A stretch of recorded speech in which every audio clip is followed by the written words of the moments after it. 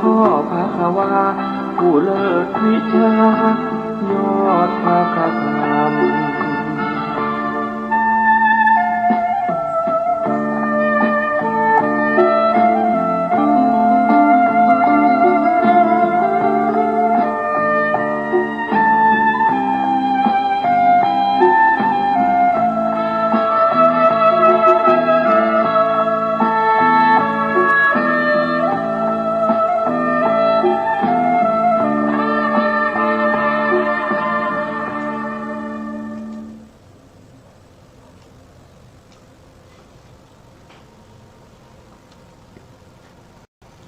พุทธัง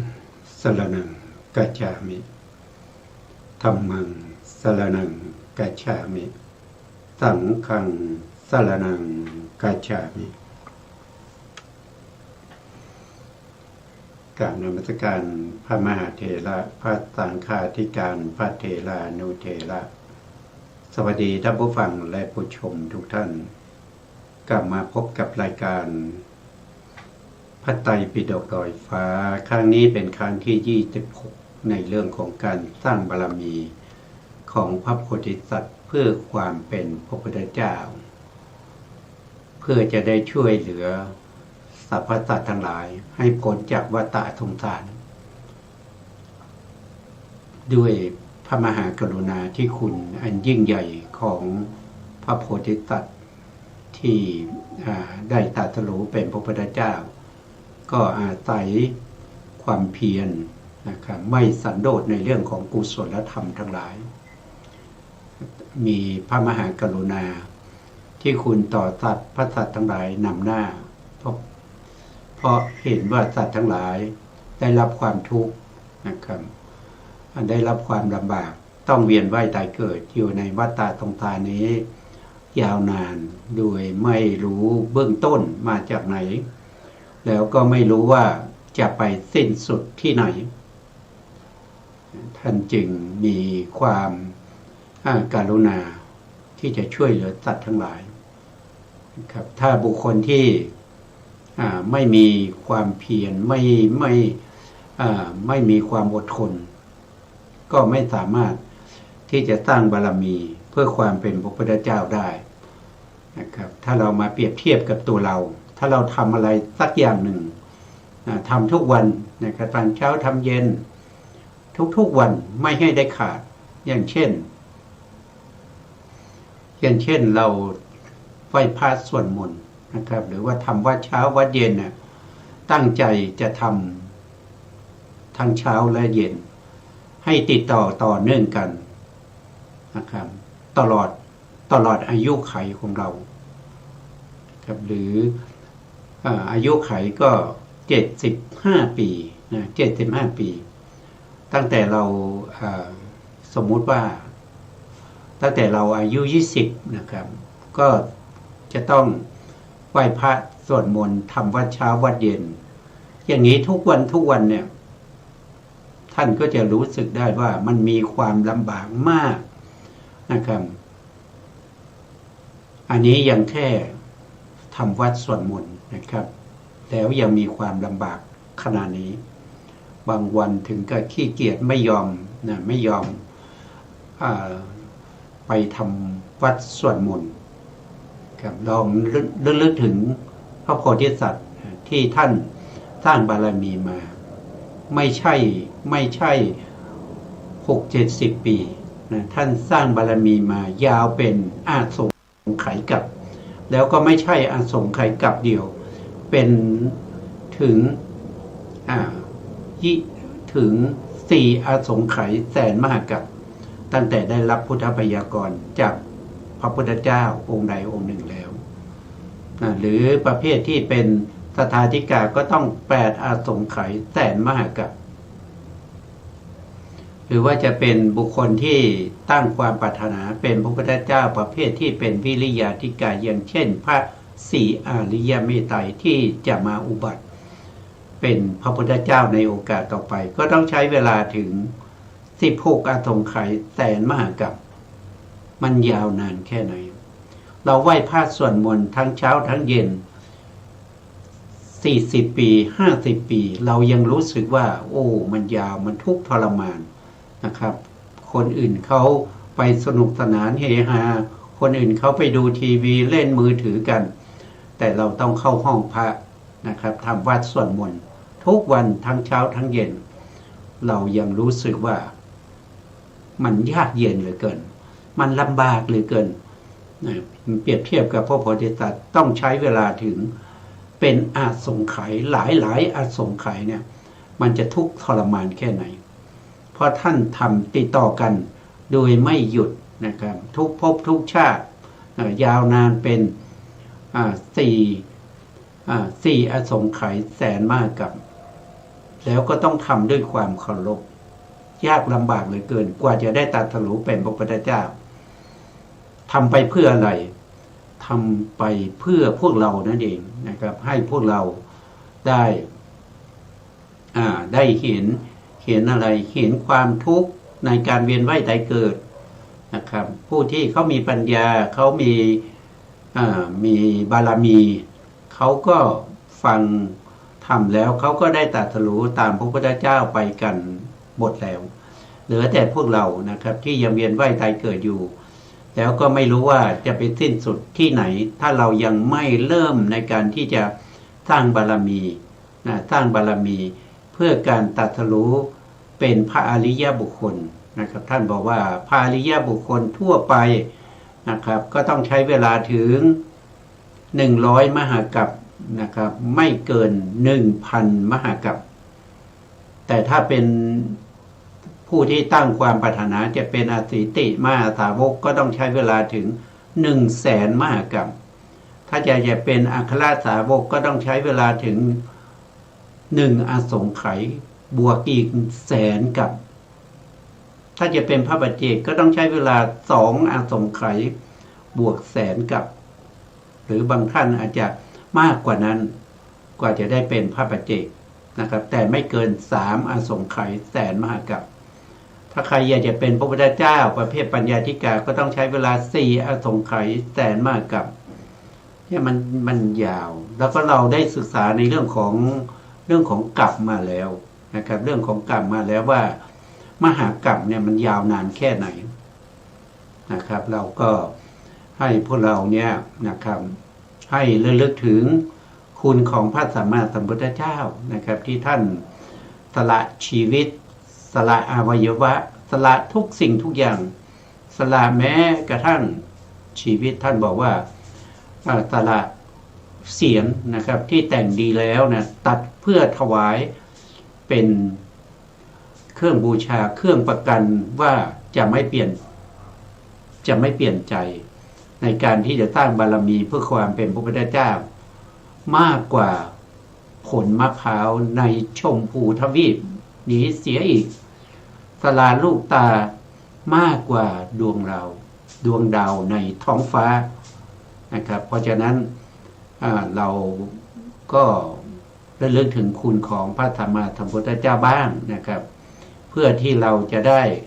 เกิดศรัทธาเพื่อประโยชน์ของใครก็ของตัวเราเองนะครับไม่ได้ทำให้พระพุทธเจ้าสูงขึ้นหรือต่ำลงนะครับพระองค์ได้ปรินิพพานไปแล้วแต่คำสอนของพระองค์ยังมีอยู่พวกเราก็ระลึกถึงพระองค์นะครับระลึกถึงพระองค์เพื่อประโยชน์ของเรานะเพื่อประโยชน์ของเราในครั้งที่แล้วนะครับเราก็พูดถึงเรื่องของรูปนะครับเรื่องของรูปที่เกิดในแต่ละภพภูมิรูปอะไรบ้างเกิดตรงไหนอย่างไรแล้วไปดับที่ไหนนะดับครั้งสุดท้ายที่ไหนนะความดับก็เป็นปกติก็คือพังคขณะอยู่แล้วนะความดับครั้งสุดท้ายก็ที่พังคขณะของจุติจิตอย่างเงี้ยเราศึกษาในส่วนที่เป็นอันทชะกำเนิดแล้วก็ชลาพุชะกำเนิดไปแล้วแล้วเราก็มาศึกษาในส่วนที่เป็นโอปปาติกะโอปปาติกะกำเนิดกับสังติทัชชะกำเนิดนะครับซึ่งแตกต่างกันที่ไหนก็แตกต่างกันที่รูปที่เกิดขึ้นถ้าเป็นอย่างเช่น คัพพสยิกะนะคัพพสยิกะถ้าพูดคัพพสยิกะเราก็ต้องรู้ว่าคัพพสยิกะนั่นคืออันทชาติกำเนิดกับชราพุชาติกำเนิดรวมชื่อเป็นคัพพสยิกะอันทชาติกำเนิดก็คือเกิดในไข่ชราพุชาติก็คือเกิดในครรภ์นะเกิดครั้งแรกมีลูกกะลาบเกิดขึ้น3กะลาบแต่ถ้านับโดยลูกก็มี30ลูกนะครับตามที่เราได้ทราบไปแล้วนะเราได้ศึกษาไปหลายครั้งแล้วนะในส่วนที่เป็นในส่วนที่เป็นโอปปาติกะนะโอปปาติกะกับสังเสทชานะสังเสทชาก็คือเกิดในเท่าไข่นะเกิดในเท่าไข่ถ้าเป็นโอปปาติกะก็คือเกิดผุดโตทันทีนะเกิดแล้วก็ผุดโตทันทีนะเวลาที่ลูกเกิดเนี่ยมันก็จะแตกต่างกันกับที่เกิดในไข่กับเกิดในครรภ์เกิดในไข่กับในครรภ์เนี่ยเกิดครั้งแรกที่อุปาทคณะเนี่ยที่เป็นกรรมชุรูปเนี่ยเขาเกิด3กะลาแต่ถ้าเป็นสังเสทชาหรือโอปปาติกะกำเนิดเนี่ยในขณะที่อุปาทของปฏิสนธิจิตเขาเกิดถึงเขาเกิด7ลูกก็มีนะครับ7ลูกก็มี4ลูกก็มีแล้วมันต่างกันยังไงล่ะ7ลูกกับ4ลูก7ลูกก็คือเกิดกับพวกเทวดานะครับพวกเทวดาที่เป็นโอปปาติกะหรือว่าจะเป็นสัตว์นรกนะสัตว์นรกที่เกิดด้วยโอปปาติกะอย่างเดียวนะครับไม่มีสังเสทชานะไม่มีสังเสทชาแล้วก็เทวดาก็ไม่มีสังเสทชาสังเสทชาเนี่ยเกิดเป็นเดรัจฉานเป็นเปรตเป็นอสุรกายแล้วก็มีมนุษย์มนุษย์ก็มีบางพวกเกิดเป็นสังเสทชาเกิดในเท่าไข่นะครับส่วนเทวดาในกามาวจรนี่เขาไม่เกิดด้วยสังเสทชาเขาจะเกิดด้วยโอปปาติกะแต่ทั้งสังเสทชาและก็โอปปาติกะเวลาเกิดขึ้นครั้งแรกตรงที่อุปาทขณะของปฏิสนธิจิตเนี่ยเขาจะเกิดรูปเท่ากันนั่นก็คือเกิด7รูปเรียกว่า7กะลาพร้อมกันเลยนะ7กะลาพร้อมกันได้แก่อะไรนะท่านก็บอกว่าได้แก่กายทัตตกะลาก็คือประสาทกายนะครับแล้วก็ภาวะทัตตกะลาก็คือภาวะรูปที่เป็นอิทธิภาวะหรือปุริสภาวะนะแล้วก็วัตถุนะวัตถุก็คือเป็นที่อาศัยเกิดของจิตและเจตสิกนะแล้วก็อันที่4ก็คือจักขุประสาทนะก็คือประสาทตานะเกิดตรงที่อุปาทขณะของปฏิสนธิจิตด้วยนะจักขุประสาทนะประสาทตาโสตประสาทประสาทหูคานาประสาทประสาทจมูกชิวหาประสาทประสาทลิ้นแล้วก็ชีวิตนวกกะลาอีกรูปหนึ่งนะอันนี้จะเป็นรูปที่8อันนี้ยังไม่ถ้าเป็นพวกที่เป็นเทวดานะเป็นเทวดาแล้วก็เป็นสัตว์นรกเนี่ยนะครับชีวิตตารูปเนี่ยก็จะมาเกิดในสัปดาห์แรกในสัปดาห์แรกเนี่ยจะมีชีวิตตารูปเกิดนะครับจะไม่เกิดตรงที่อุปาทขณะของปฏิสนธิจิตในแง่นี้ก็คือได้แก่กามาวจรพวกที่เป็นกามาวจรที่เป็นโอปปาติกะหรือว่าเป็นสังเสทชาส่วนที่เป็นพวกที่เป็นพรหมเป็นรูปพรหมก็มีตั้งแต่ปฐมฌานก็มี3ระดับด้วยกัน3ระดับก็มีปริสัชชานะครับปุโรหิตามหาพรหม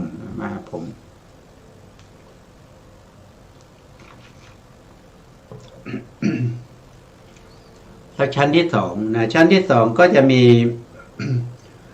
มีปริตสุภาอัปปมาณสุภาแล้วก็สุภา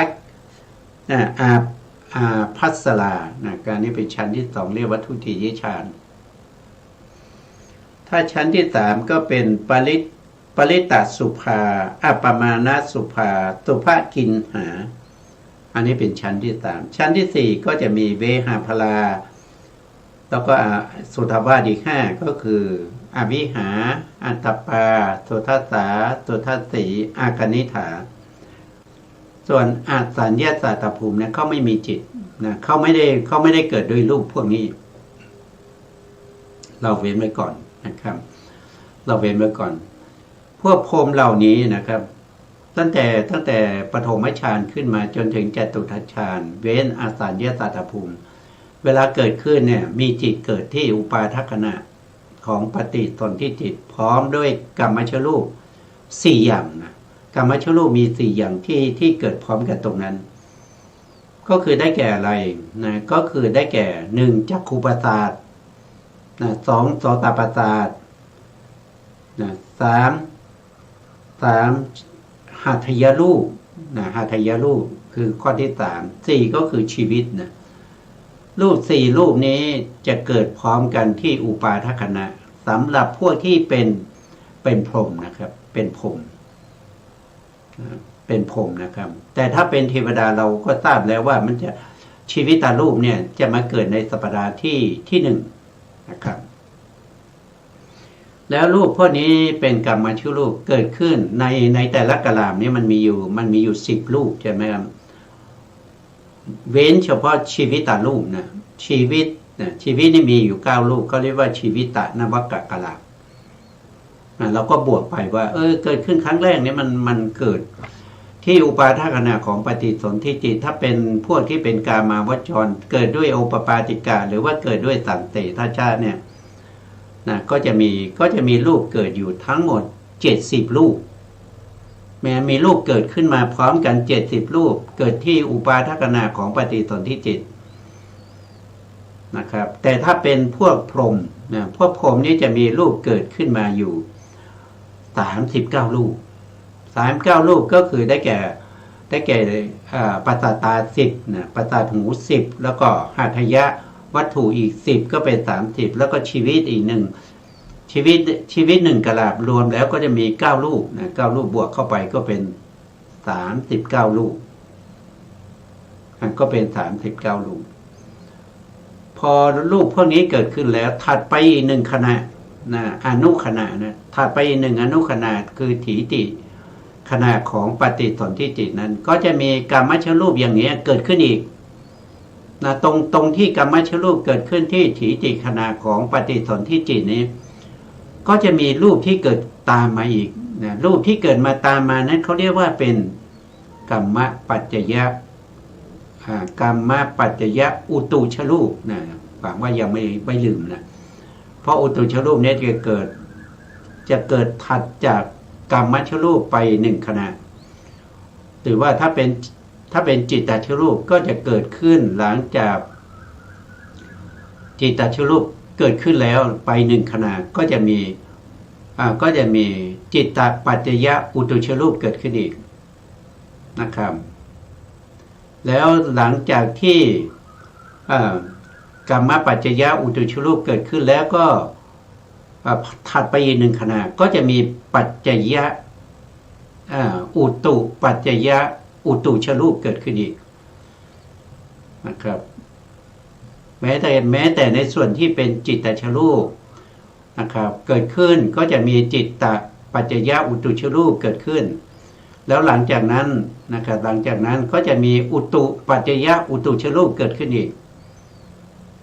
นะครับแม้แต่อาหารนะครับแม้แต่อาหารที่เกิดขึ้นนะครับเกิดในสัปดาห์ที่2ตามที่เราได้ทราบกันนะครับได้ทราบกันว่าอาหารชรูปในพวกที่เป็นคัพพสยิกะก็คือพวกที่เกิดในครรภ์ย้อนกลับไปนิดหนึ่งพวกที่เกิดในครรภ์กับในไข่เนี่ยนะครับก็จะได้รับอาหารนะโดยเฉพาะพวกที่เกิดในครรภ์นี้ก็จะได้รับอาหารจากมารดาที่ทานเข้าไปแล้วก็ย่อยเป็นสารอาหารไปหล่อเลี้ยงทารกในครรภ์นะครับอาหารชรูปนั้นเกิดในสัปดาห์ที่2นะครับสัปดาห์ที่2นะแล้ว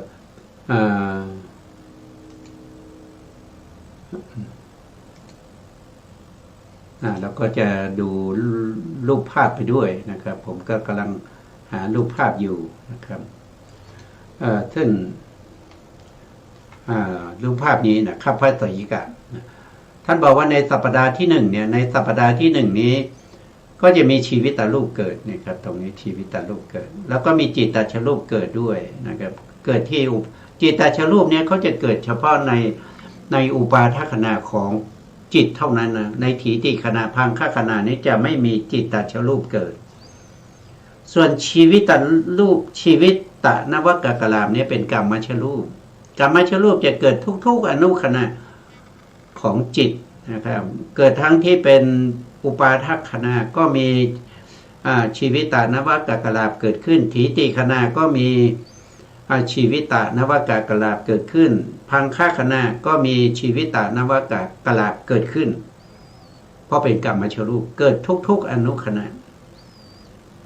นะ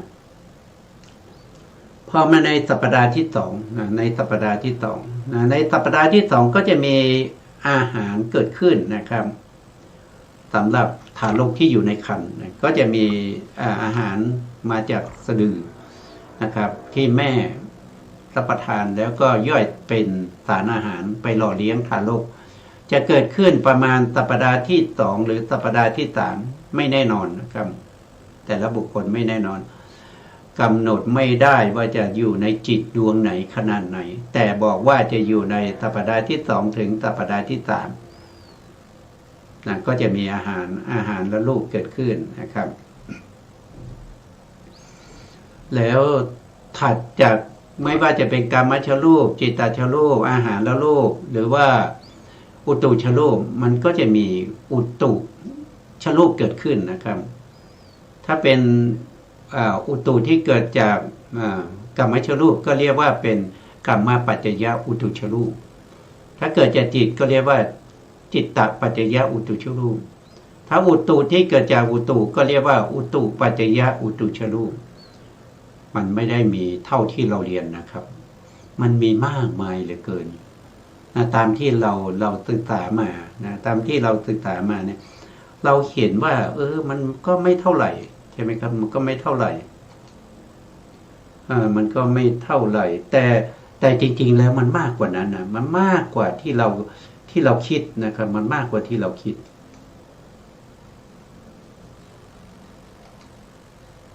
นะมันมากกว่าที่เราคิดนะทีนี้มากกว่ายังไงนะครับแล้วก็เดี๋ยว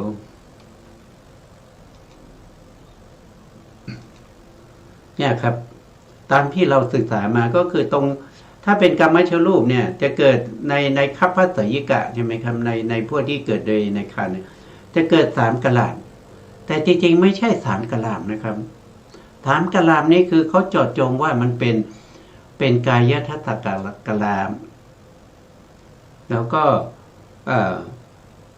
ภาวะทัตตกลาบแล้วก็มีวัตถุทัตตกลาบอันนี้เพียงแต่เป็นชื่อแต่ใน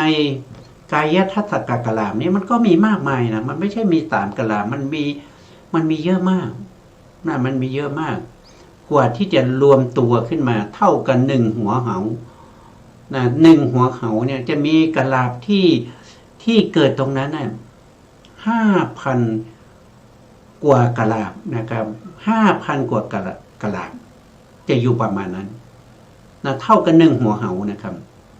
เพราะฉะนั้นเวลาที่เราอย่างลงสู่คันในมารดาเนี่ยก็จะเป็นน้ำใสๆใช่ไหมครับอยู่ในคันนะครับเริ่มมีการปฏิสนธิแล้วนะครับรูปที่เกิดขึ้นเนี่ยมันก็มีมากมาย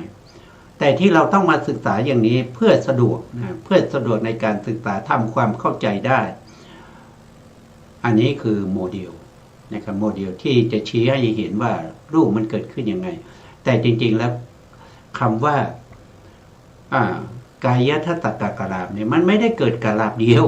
นะครับมันเกิดกลาบเป็นประพันธ์กลาบนะครับอย่างน้อยถึง5,000 กว่ากลาบกว่าจะมีรูปร่างสันฐานเท่ากัน1 หัวเหา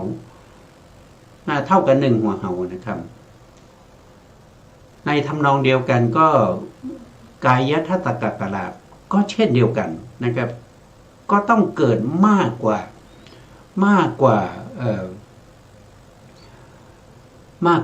วัตถุนะมากกว่าวัตถุแล้วก็มากกว่า มากกว่าวัตถุนะครับ เพราะว่ากายกับภาวะได้จะใกล้เคียงกันรูปที่เกิดเนี่ยจะใกล้เคียงกัน เพราะมันภาวะนี่มันอยู่ทั่วร่างกายใช่ไหมครับทั่วร่างกายเนี่ยมันจะมีเท่าไหร่คิดดูแค่เท่ากัน1หัวเห่านี่มันมีถึง 5,000 กว่ากะลานะครับเพราะฉะนั้นในร่างกายที่มันใหญ่โตขึ้นมาที่เราเห็นเป็นสัตว์เป็นบุคคลเนี่ยมันมีมากมายเหลือเกินนะครับมันมีมากมายเหลือเกินเพราะว่ากายทัตตกกะลามประสาทกายเนี่ยมันอยู่ทั่วไปในร่างกายนะครับแล้วก็ภาวะรูปก็อยู่ทั่วไปในร่างกายนะครับส่วนจักขุประสาทเนี่ยมันอยู่แค่ตรงที่กลางตาดำเท่านั้นนะอยู่ที่กลางตาดำเท่านั้นเพราะฉะนั้นมันมีน้อยนะมันเมื่อไปเทียบกับกายประสาทภาวะประสาทภาวะรูปนะภาวะรูปหรือว่ากายประสาทมันมีมากมายนะครับจักขุประสาทก็อยู่กลางตาดำโสตประสาทก็อยู่ในรูหูใช่ไหมครับและชิวหาประสาทก็มากนิดหนึ่งก็อยู่ในลิ้นทั่วไปในเฉพาะในลิ้นใช่ไหมครับกายประสาทมันมีมากนะครับมีอยู่ทั่วไปในร่างกายเพราะฉะนั้นมันมีมากมายนะครับแต่ที่นำรูปแล้วก็นำเอาจำนวนมาให้ศึกษาทำความเข้าใจนี้เป็นส่วนที่ศึกษาแล้วเข้าใจได้ง่ายแต่จริงๆต้องทำความเข้าใจว่ามันไม่ได้เกิดแค่นี้ถ้าเกิดแค่นี้ใช้กล้องจุลทรรศน์ในการส่องบางครั้งยังส่องไม่เห็นนะต้องมีการขยายที่มีคุณภาพอย่างยิ่งนะครับกว่าจะเห็นรูปเหล่านี้นะแต่ที่เราเห็นเราก็ไม่ได้เห็นกายประสาทนะครับที่ใช้กล้องจุลทรรศน์ส่องดูเนี่ยมันเห็นเฉพาะสีใช่ไหมมันเห็นเฉพาะสีของอะไรก็คือสีของมหาพุทธรูปเป็นส่วนหนึ่งในกายประสาทนะกายประสาทมีอยู่10รูปใช่มหาพุทธรูปนี่มีแค่4นะครับกายประสาทเนี่ยประกอบด้วย10รูปมีมหาพุทธรูป4แล้วก็มีวรรณะสีแล้วก็มีกลิ่นนะมีกลิ่นมีรสเนี่ยแล้วก็มีอาหารเนี่ยอันที่มาประกอบกันขึ้นมาเป็นรูปร่างเป็นรูปคนเป็นตามสมควรแก่สัตว์นั้นว่าจะมีเท่าไหร่ยังไงอันนี้เราต้องเข้าใจนะครับต้องเข้าใจ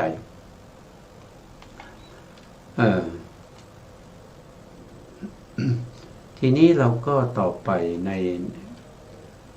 ในส่วนที่นะครับเมื่อเราศึกษามาถึงตรงนี้แล้วนะครับตอนนี้เราก็จะสรุปในเรื่องของรูปรูปทั้งหมด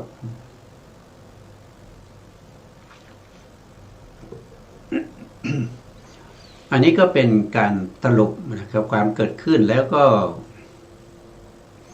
อะไรเกิดขึ้นที่ไหนเมื่อไหร่อย่างไรนะครับก็พูดไปแล้วแต่ในนี้สรุปอีกทีนะครับท่านบอกว่าการเกิดขึ้นของกรรมชรูปจิตตชรูปอาหารรูปอุตุชรูปสำหรับพวกที่เป็นคัพพสยิกะก็คืออันทชาติแล้วก็ชราพุชากำเนิดท่านบอกว่าปฏิสนธิครั้งแรกจะเกิดอยู่3กะลาบนะครับปฏิสนธิที่อุปาทขณะนะครับเกิด3กะลาบมีกายทัตตกกะลาภาวะทัตตกะลาแล้วก็วัตถุทัตตกะลาแล้วก็เกิดทุกๆอนุขณะไปนะครับแล้วต่อมาในถีติขณะก็มีกรรมปัจจยอุตุชรูปเกิดขึ้นนะครับแล้วในพังคขณะก็มีการเกิดขึ้นอีกนะครับตามที่ศึกษามาแล้วก็ในพระวังคจิตดวงที่1นะหรือเรียกว่าปฐมพระวังก็จะตรงที่อุปาทขณะของปฐมพระวังก็จะมีจิตตชรูปเกิดขึ้นนะครับจิตตชรูปเกิดขึ้นไปอย่างนี้นะภายในสัปปดาห์ที่1นะในสัปปดาห์ที่1ก็จะมีชีวิตนวากากลาภเกิดขึ้นนะชีวิตนวากากลาภก็มีอยู่9รูปนะครับมีอวินิโพครูป8บวกกับชีวิต1รูปแล้วหลังจากนั้นถัดไป1ขณะก็จะมีอุตุชรูปเกิดขึ้นอุตุชรูปนี้ก็เป็นชีวิตนี้เขาเป็นกรรมนะเพราะฉะนั้นอุตุชรูปตรงนี้ก็จะเรียกว่าเป็นกรรมปัจจยอุตุชรูป ถ้าไปในสัปดาห์ที่สองหรือสามเนี่ยก็จะมีอาหารเกิดขึ้นอาหารเชื้อรูปก็จะเกิดขึ้นนะครับอันนี้สมมุติว่าเกิดที่อุปาทขณะของภวังคจิตแต่จริงๆจะเกิดตรงไหนไม่แน่นอนนะครับไม่แน่นอนนะครับขึ้นอยู่กับอาหารที่ไปหล่อเลี้ยงอาหารภายนอกที่ไปหล่อเลี้ยงอาการมาเชื้อรูปเหล่านั้นหลังจากอาหารเชื้อรูปเกิดขึ้นเกิดขึ้นแล้วนะถัดไปหนึ่งอนุขณะก็จะมีอุตุชรูปเกิดขึ้นเรียกว่าอาหารปัจจยอุตุชรูปนะครับแล้วก็ถัดไปนะประมาณสัปดาห์ที่11นะสัปดาห์ที่11ก็จะมีจักขวาทิจตุกะอันนี้ก็คือหมายถึงว่าประสาทตานะจตุกะตรงนี้คือ4รูปมีจักขุเป็นต้น4รูปคืออะไรมีจักขุเป็นต้นก็คือจักขุปัสสาทโสตปัสสาทคานะปัสสาทแล้วก็ชิวหปัสสาท4ประสาทนี้จะเกิดในสัปดาห์ที่11ในสัปดาห์ที่11นะครับแล้วหลังจากนั้นก็จะมีกรรมปัจจยอุตุชรูปเกิดขึ้นอีกรูปเหล่านี้จะเกิดอย่างนี้ไปเรื่อยๆนะครับไปเรื่อยๆแล้วก็ไปเกิดครั้งสุดท้ายนะครั้งสุดท้ายที่ครั้งสุดท้ายที่ไหนนะครับเขาบอกว่าครั้งสุดท้ายนี่จะเกิดที่เกิดที่จิตดวงที่17นะครับนับถอยหลังจากจุติจิตขึ้นมานั่นกรรมชรูปทั้งหมดจะเกิดตรงนี้เป็นครั้งสุดท้ายละนะครับตั้งแต่นี้ไปเป็นทิฏฐิคณาพังคคณาของจิตแต่ละดวงไปเนี่ยจะไม่มีกรรมชรูปเกิดขึ้นอีกจะไม่มีกรรมชรูปเกิดขึ้นอีกแล้วกรรมชรูปทั้งหมดจะมาดับพร้อมกับจุติจิตที่พังคขณะของจุติจิตเพราะฉะนั้นจิตที่เกิดถัดจากตั้งแต่ถัดจากจิตที่ดวงที่17ที่นับถอยหลังจากจุติจิตขึ้นมานะครับจิตที่16 15 14 10ไปจนถึงจุติจิตนะทั้งหมดนี้อาศัยหัตถยวัตถุที่เกิดที่อุปาทขณะของจิตดวงที่17เป็นที่อาศัยเกิดที่พาดผ่านมาถึงตัวจิตนั้นนะครับก็อาศัยหัตถยวัตถุตรงนี้เกิดขึ้นจิตและเจตสิกอาศัยหัตถยวัตถุที่เกิดที่อุปาทขณะของจิตดวงที่17ที่นับถอยหลังจากจุติจิตไปก็คือจิตที่ใกล้จะจุติแล้วนะครับมีอยู่ทั้งหมดเท่าไหร่มีอยู่ทั้งหมดเท่าไหร่16ดวงนะ16ดวงนะ16ดวงอันนี้คือกรรมชรูปจะดับตรงนี้นะกรรมชรูปดับลงตรงนี้เป็นครั้งสุดท้ายแล้วจิตตชรูปล่ะนะต่อมาจิตตชรูปเนี่ยจะเกิดครั้งสุดท้ายที่อุปาทขณะของจุติจิตนะเกิดตรงนี้เป็นครั้งสุดท้ายแล้วจากนั้นไปก็ไม่เกิดละเพราะจุติจิตเกิดขึ้นแล้วจิตมันก็จะไม่มีอีกแล้วในภพนี้นะไม่มีอีกแล้วเพราะฉะนั้นจิตตชรูปก็จะตั้งอยู่เท่ากับจิต17ดวงแล้วก็ดับไป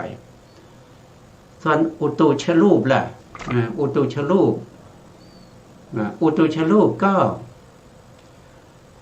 ก็เกิดครั้งสุดท้ายนะครับเกิดไม่ใช่ครั้งสุดท้ายถ้าเป็นอุตุชรูปเนี่ยอุตุปัจจยอุตุชรูปเนี่ยท่านบอกว่าจะเกิดดับไปเรื่อยๆนะครับไม่ตามท่านบอกว่าจะไปดับสิ้นสูญไปต่อเมื่อจักรวาลถูกทำลายจนไม่เหลืออะไรเพราะฉะนั้นอุตุชรูปจะสืบกันไปเรื่อยๆนะครับเราเกิดมาตั้งแต่เมื่อไหร่ก็ไม่รู้เพราะฉะนั้นอุตุชรูปที่สืบกันไปในแต่ละกับแต่ละกลับนะกับในที่นี้หมายถึงวิวัตถายีส่งไขกับนะครับที่มีมนุษย์มาอยู่ในโลกนี้นะครับก็จะสืบต่อไปเท่านั้นนะครับเท่ากับ วิวัตถายีอสงไขยกับเมื่อโลกถูกทำลายจนหมดสิ้นสิ่งเหล่านี้ก็จะหมดหายไปเหลือแต่ความเวิ้งว้างในอวกาศนะครับแล้วก็จะมีการตั้งจักรวาลขึ้นมาใหม่ก็วนเวียนอยู่อย่างนี้วนเวียนอยู่อย่างนี้โดยไม่รู้จะจบสิ้นเพราะเรามองไม่เห็นเราไม่มองไม่เห็นสิ่งเหล่านี้เราจึงเวียนว่ายตายเกิดเวียนว่ายตายเกิดโดยไม่รู้ว่าเริ่มต้นจากไหนแล้วก็จะไปสิ้นสุดที่ไหนก็เป็นอยู่อย่างนี้เมื่อมีบุคคลที่สร้างบารมีจนได้เป็นพระพุทธเจ้าได้ตรัสรู้ก็นำเอาสิ่งเหล่านี้นะที่มันเป็นความจริงที่มันเป็นอยู่นะพระพุทธเจ้าไม่ได้สร้างสิ่งเหล่านี้ขึ้นมาพระพุทธเจ้าเพียงแต่เข้าไปรู้ตามความเป็นจริงตามที่มันเป็นได้อย่างถูกต้องชัดเจนไม่ผิดไม่พลาดแล้วก็นำมาสั่งสอนเวนยสัตว์ให้รู้ตามให้เห็นสิ่งเหล่านี้ตามความเป็นจริงแล้วเกิดความเบื่อหน่ายคลายกำหนัดนะครับแล้วก็ได้ตรัสรู้ตามพระพุทธเจ้าปรินิพพานไปไม่ต้องมามีการเวียนว่ายตายเกิดอย่างนี้อีกต่อไปนี่ก็เป็นเรื่องของรูปนะครับที่เราพูดกันนะจากเรื่องของรูปเนี่ยเราจะไปน่าจะเข้าใจนะน่าจะเข้าใจแล้วว่ารูปที่เวียนว่ายตายเกิดในที่เราศึกษามาก็คือที่มันเวียนว่ายตายเกิดว่าโดยที่พระพุทธองค์แสดงไว้ก็คือภพสามยังจำได้ไหมครับผ่านไปนานแล้วนะ น่าจะยังจำได้อยู่นะครับภพสามนะครับคือพระโพธิสัตว์ทั้งหลายเนี่ยถ้ามีอัธยาศัยนะครับอัธยาศัยที่จะออกจากภพสามกำเนิดสี่คติห้าวิญญาณทิฏฐิเจ็ดสัตวรรษเก้าทีนี้เราก็ไปศึกษาว่าภพสามมันคืออะไรใช่ไหมครับภพสามก็คือกรรมภพก็คือกรรมภพ11เนี่ยที่สัตว์ทั้งหลายเวียนว่ายตายเกิดอยู่ในอบายภูมิ4มนุษย์1แล้วก็เทวดาในชั้นกามาวจรเนี่ย7รวมเป็น11นี่เรียกว่าเป็นกรรมภพนะเราก็ศึกษาไปแล้วมีรูปที่เกิดขึ้นอย่างนี้นะแล้วต่อมาก็เป็นรูปประภพก็คือพวกพรหมพวกพรหมเราก็ศึกษาไปแล้วนะครับเป็นรูปประพรหมนะด้านที่3ก็คือรูปประภูมิรูปประภูมินี่เขาไม่มีรูปนะเขาไม่มีรูปนะครับเขาไม่มีรูปเราก็จะไปศึกษาในส่วนที่ไม่เกี่ยวกับรูปอีกทีหนึ่งนะครับแล้วก็กำเนิด4เราก็ศึกษาแล้วนะครับกำเนิด4นะกำเนิด4คืออะไรนะครับก็ยังจำได้นะครับก็มี1ก็คืออันทชากำเนิดเกิดในไข่2ชราพุชากำเนิดเกิดในครรภ์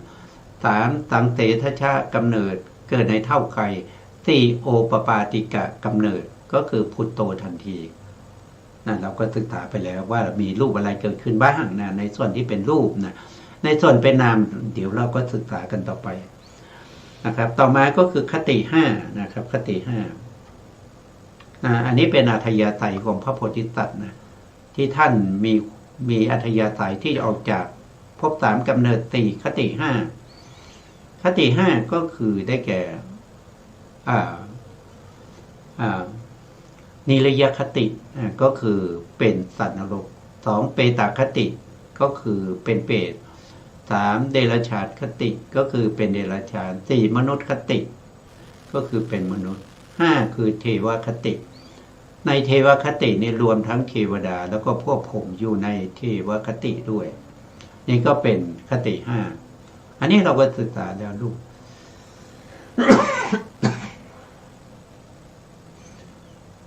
ยังมีอยู่อีกหนึ่งอย่างนะครับที่เป็นรูปแต่เรายังไม่ได้ศึกษานั่นคืออสัญญะนะอสัญญาสัตตภูมินะครับเดี๋ยวเราก็ไปศึกษากันต่อนะครับวันนี้คติ5ผ่านไปนะพระโพธิสัตว์มีอัธยาศัยที่ออกจากคติ5แล้วก็มาเรื่องของวิญญาณทิฏฐิ7 วิญญาณทิฏฐิเจ็ดนี่ก็จะเกี่ยวกับเรื่องของนามและรูปบวกกันนะมีทั้งรูปทั้งนามนะครับก็มีอยู่7อย่างอันนี้เรายังไม่ได้ศึกษานะครับแต่เรื่องรูปเนี่ยเราศึกษาไปบ้างแล้วนะสัตวะ9อันนี้ก็เช่นเดียวกันนะครับเพียงแต่เพิ่มจากวิญญาณทิฏฐิ7เนี่ยมาเพียง2อย่างนะครับนั่นก็คือได้แก่อสัญญาสัตว์นะมีแต่รูปอย่างเดียวเรายังไม่ได้ศึกษาแล้วก็ในส่วนที่เป็นเนวสัญญานาสัญญาเยตนะเดี๋ยวเราก็โดยศึกษากันต่อไปอันนี้เป็นอัธยาศัยของพระโพธิสัตว์นะครับ ทีนี้เราก็ไปศึกษาในส่วนที่เรายังไม่ได้ศึกษาที่เรื่องของรูปนะครับเราจะศึกษาเรื่องของรูปจบก่อนแล้วก็เราจะไปศึกษาในส่วนที่เป็นนามต่อไปรูปที่เรายังไม่ได้ศึกษานั่นก็คือได้แก่อะไรก็คือได้แก่อสัญญาสัตว์นั่นเองนะอสัญญาสัตว์เดี๋ยวผมหารายละเอียดนะเจอแล้วนะครับ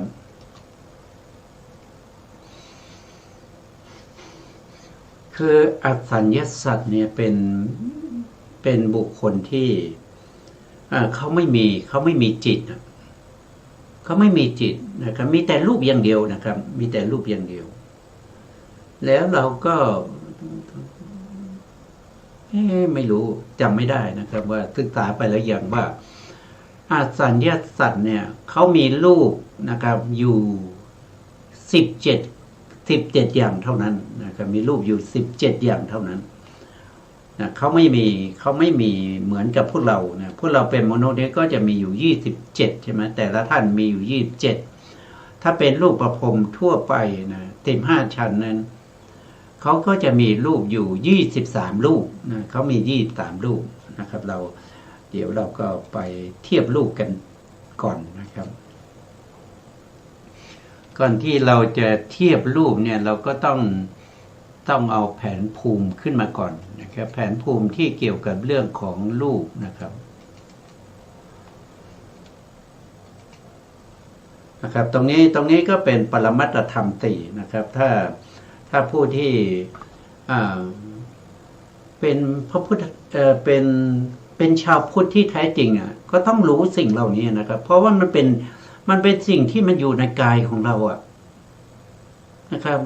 เราเดินไปเดินมาทานอาหารพักผ่อนเข้าห้องน้ำนั่งยืนเดินวิ่งอะไรทั้งหมดเนี่ยมันก็ไม่พ้นไปจากปรมัตถธรรม4นะเราต้องมีจิตนะใช่ไหมครับเราก็ต้องมีจิตในที่นี้มีอยู่89หรือ121แต่เรามีไม่ถึงมีตามสมควรที่เราจะมีได้เท่านั้นเองแล้วก็เจตสิกก็มี52ในเจตสิก52เนี่ยนะครับมีการครบนะครับแต่ละท่านก็มีครบเลยโดยส่วนมากแล้วเจตสิกที่จะเกิดนะเจตสิกที่จะเกิดกับเรานะครับก็จะเป็นอกุศลเจตสิก4นี่แหละเกิดกับเราบ่อยเหลือเกินนะครับอัญญสมณะเจตสิกเหล่านี้เราก็มีนะครับเราก็มีผัสสะเวทนาสัญญาเจตนาเอกคตาพวกนี้เรามีอยู่ทุกวี่ทุกวันนะครับสิ่งที่เกิดกับเราน้อยก็คือโสภณะเจตสิกเหล่านี้นะครับโดยเฉพาะตัวปัญญาเนี่ยเกิดกับเราน้อยมากนะครับตัวปัญญาหรือว่าบางคนก็มีอัธยาศัยที่เป็นโทสะนะกรุณามุทิตาอโลภะอโทสะก็ไม่ค่อยเกิดนะครับบางคนก็ทุศีลนะครับวิรติก็ไม่ค่อยเกิดกับเขานะเพราะว่าอะไรนะก็ขึ้นอยู่กับบุคคลนะบุคคลมีอัธยาศัยอย่างไรนะครับแล้วก็เจตสิกเหล่านี้ก็จะเกิดกับบุคคลเหล่านั้นตามนั้นนะครับเจตสิกที่เป็นโสภณะเจตสิกนี้เกิดกับเราน้อยโดยเฉพาะตัวปัญญานะครับตามที่เรารู้กันนะครับทีนี้ต่อมาก็จะเป็นรูปนะครับที่เราจะพูดถึงนะครับรูปทั้งหมดเนี่ยมีอยู่28รูปนะรูปทั้งหมดเนี่ยมีอยู่28รูป ทีนี้ถ้าเป็นมนุษย์นะครับเป็นมนุษย์แล้วก็เป็นเทวดานะครับเทวดามี6ชั้นมีตั้งแต่จตุมหาราชิกาแล้วก็ตาวติงสาหรือดาวดึงส์นะครับแล้วก็มีต่อมาชั้นต่อมาก็คือยามาชั้นต่อมาก็คือดุสิตนะชั้นดุสิตคือชั้นที่4ชั้นที่5ก็คือนิมานนรดีนะครับและชั้นที่6ก็คือปารมินมิตตวัสวัตตีนะพวกนี้เนี่ยจะมีรูปนะครับจะมีรูปแต่ละคนเนี่ยก็จะแต่ละคนแต่ละตนนี้ก็จะมีรูปอยู่27รูปนะครับผู้ชายก็เว้นอิทธิภาวะนะครับถ้าเป็นผู้หญิงก็เว้นปุริสภาวะนะอันนี้เป็นรูปภาวะที่แบ่งเ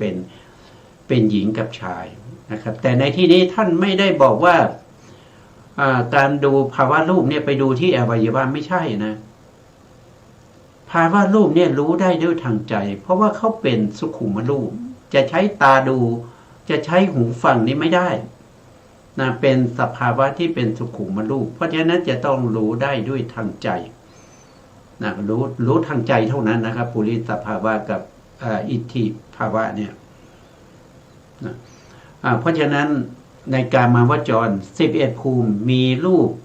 ได้ครบ28รูปนะได้ครบ28รูปเลยทีนี้ถ้าไปเกิดเป็นพรหมเป็นรูปประพรหมนะ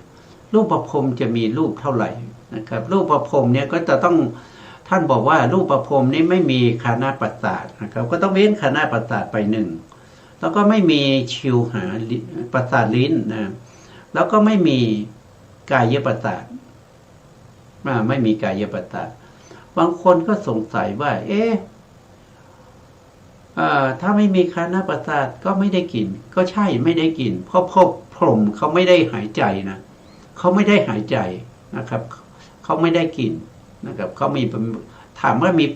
มีจมูกไหมมีนะครับจมูกสวยนะครับจมูกหล่อนะครับแต่รับกลิ่นไม่ได้นะมนุษย์เราก็เหมือนกันนะบางคนเนี่ยประสาทจมูกมันเสียใช่ไหมครับจมูกจะไม่ได้กลิ่นนะครับบางคนจมูกไม่ได้กลิ่นแต่มีจมูกไหมก็มีจมูกอยู่นะครับแต่ไม่ได้กลิ่นนะไฟไหม้ก็ไม่ได้กลิ่นนะกลิ่นทุเรียนนะครับก็ไม่ได้กลิ่นนะครับกลิ่นเหม็นๆก็ไม่ได้กลิ่นกลิ่นหอมๆก็ไม่ได้กลิ่นเพราะว่าประสาทจมูกมันเสียก็เหมือนกับพวกพรหมพวกพรหมนี้เขาไม่มีมาตั้งแต่กำเนิดไม่ใช่เสียนะครับเขาไม่มีนะเพราะว่าประสาทจมูกเป็นท่านบอกว่าประสาทจมูกเนี่ยนำมาซึ่งโทษนี้มากกว่าคุณนะครับมีคุณน้อยมีโทษมากนะครับไม่เหมือนกับจักขุประสาทตาและโสตประสาท2ประสาทนี้จะมีคุณมากกว่าโทษคือจักขุประสาทสามารถที่จะเห็นพระพุทธเจ้าได้นะสามารถที่จะใช้ตาในการอ่านหนังสือนะครับที่เป็นธรรมะเป็นพระไตรปิฎกอรรถกถาฎีกานุฎีกาโยชนาคันธีได้ด้วยจักขุประสาทตามีคุณนะสามารถทำให้เข้าถึงสภาวธรรมสามารถทำให้ตรัสรู้เป็นพระอริยบุคคลได้ก็อาศัยประสาทตาหรือจักขุประสาทนะส่วนโสตประสาทก็เช่นเดียวกันมีคุณมากกว่าโทษนะครับก็คือใช้ในการฟังเสียงพระพุทธเจ้าฟังพระธรรมคำสั่งสอนของพระเจ้าหรือว่าฟังภิกษุทั้งหลายแสดงธรรมหรือว่าใช้ในการสนทนาธรรมก็ต้องใช้โสตประสาทเหมือนกันแล้วก็สามารถที่จะทำให้ได้ตรัสรู้เป็นพระอริยบุคคลได้ก็แสดงว่ามันมีประโยชน์นะครับแต่ถ้าเป็นคานาประสาทจมูกเนี่ยไม่สามารถที่จะทำให้ได้อริยสัจนะครับคือได้มันน้อยมันประโยชน์มันน้อยนะครับไม่ใช่ว่าไม่ได้คือได้อยู่แต่มันน้อย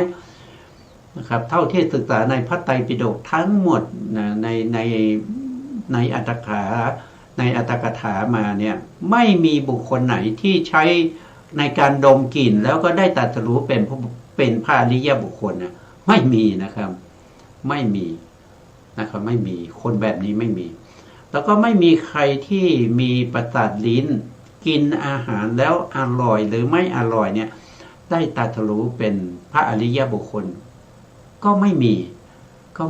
เพราะฉะนั้นมีประโยชน์อยู่แต่มีประโยชน์น้อยไม่ช่วยในเรื่องของการตรัสรู้ธรรมช่วยได้น้อยพูดง่ายๆช่วยได้น้อยไม่ช่วยไม่ใช่มันช่วยได้น้อยมันมีประโยชน์น้อย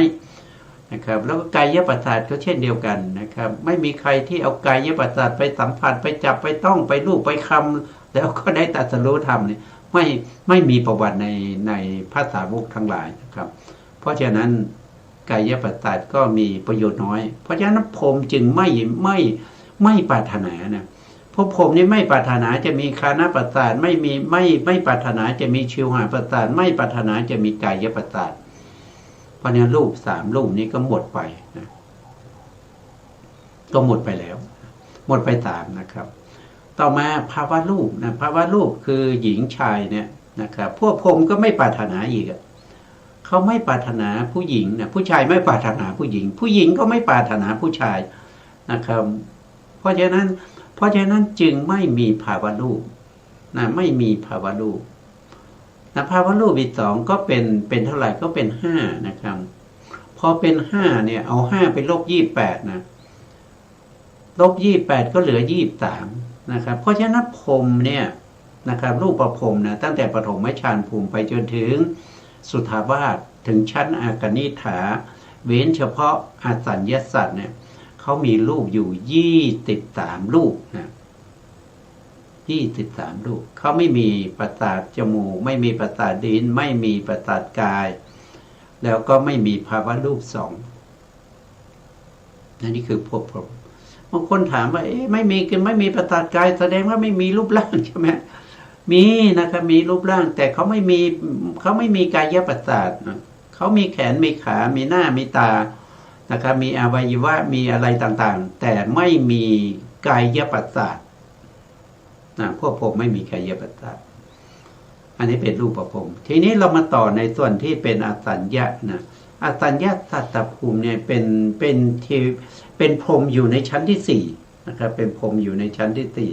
4นะครับพรหมอยู่ในชั้นที่4ในเขาเรียกว่าเป็นจตุยฌานภูมินะครับเป็นจตุยฌานภูมิจตุยฌานภูมิจตุยฌานภูมินะครับก็อยู่ตรงนี้นะอยู่ตรงนี้อสัญญาสัตว์อยู่ตรงนี้นะครับพวกนี้เป็นพรหมนะครับตั้งแต่ตรงนี้ไปปฐมฌานนะครับตรงเนี้ยปฐมฌานก็มีปริสัชชาปุโรหิตามหาพรหมนะเป็นชั้นที่1เป็นพรหมชั้นที่1นะชั้นที่2ก็ทุติยฌานภูมิก็จะมีชื่อว่าปริตาภาอัปปมานะภาอภัสรานี่ชั้นที่2ส่วนชั้นที่3เรียกว่าตติยฌานภูมิก็จะมีปริตตสุภาอัปปมานะสุภาสุภากินหานี่เป็นชั้นที่3นะครับส่วนชั้นที่4ก็เริ่มตั้งแต่เวหพลานะเวหพลานะครับเป็นจตุยฌานภูมินะครับแล้วก็ในชั้นนี้มีอสัญญสัตว์ด้วยนะอสัญญสัตว์นี้อยู่ในชั้นที่4นะครับสุทธาวาสก็อยู่ในจตุยฌานภูมินะครับอวิหาอัตตปาสุทัสสาสุทัสติอากนิฐานี่อยู่ในชั้นที่4นะครับก็เป็นสุทธาวาสนะครับส่วนอสัญญสัตตภูมินี้เขาไม่มีนามนะครับเขาไม่มีนามเขามีแต่รูป